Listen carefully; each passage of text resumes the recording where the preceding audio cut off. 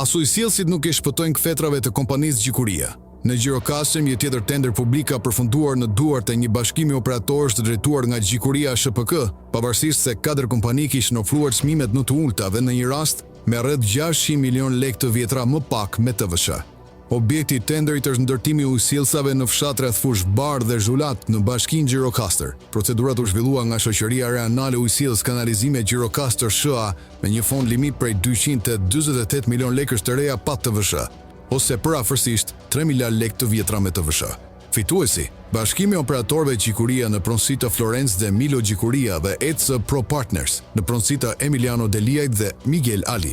Oferta tyre 225.5 milion lekë të reja pa TVSH që përbën 90% të fondit limit, një përqindje që ngre vetë tiu pikpyetjen mbi garën e zhvilluar. Ironia është se nga 6 kompani pjesëmarrëse, 4 kishin oferta më të ulta, por çuditërisht gara u fitua nga një ofertë që pothuajse prek tavanin e fondit. Diferenca mes ofertës fituese dhe atë të lirat arrin plot 600 milion lekë të vjetra me TVSH, një shumë që mund të ndërtonte një tjetër ujësjellës.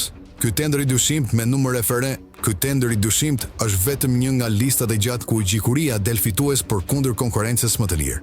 Një model që shton dyshime se jo gjithmonë çmimi më i ulët fiton, por shpesh ai më i preferuari.